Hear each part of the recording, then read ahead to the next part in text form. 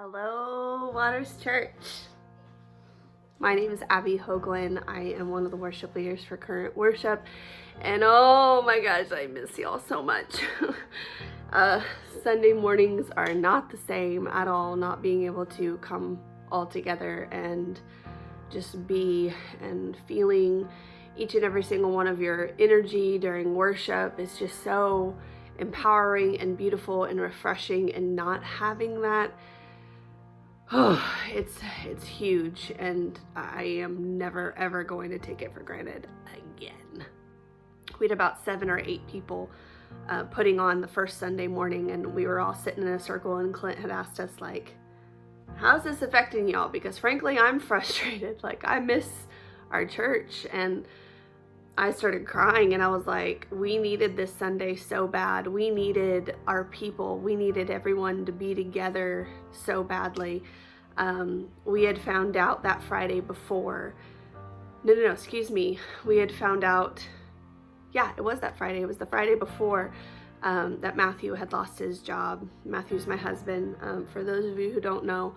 And it was such a punch in the gut, man, because he was thinking about it, and he had asked his boss, like, hey, do you foresee any, like cuts or any layoffs or anything like that as we're going into this whole COVID thing? And the guy was like, no, we're not, we don't see it right now. But dude, as we know, this whole entire situation, 2 days made a huge difference, let alone a week and 2 weeks, and how much it's evolved and gone kind of crazy for our nation.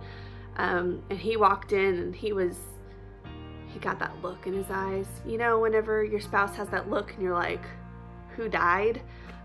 He walked into my office, and I'm looking up about ready to check in a patient, and I'm like, what are you doing here? Where are the kids? Like, who has the kids? What's going on here?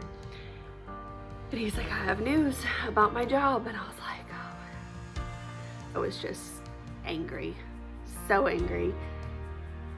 And I didn't want to talk to anybody. I didn't want to do anything. And then come Sunday, I'm over here like, hey, my kids are banging on the door. Matthew, get the kids!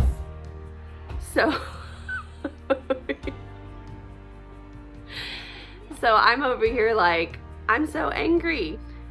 Thankfully that week went by, and Matthew and I were really able to disconnect. He didn't have to work, and he was able to spend a lot of time with the kids. And of course, the first week of quarantine with the kids was kind of hell.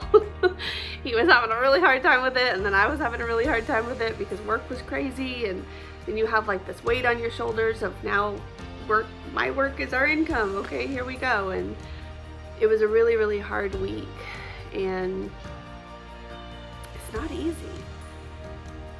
So as we're wrapping up the week, and I'm starting to see the light at the end of the tunnel of, you know what, we've been through this before. It looked completely different because, the economy was just fine. But 4 years ago, I found out I was pregnant with Grayson, and Matthew found out he was laid off in the same day. And we made it work, and we trusted the Lord that he was going to get us through this. And then I was reminded, I'm like, you know what? I know who my God is. And I know who I belong to. I know who my husband belongs to and who my children belong to. And they don't belong to this world. And this world may be going down the toilet, but you know what?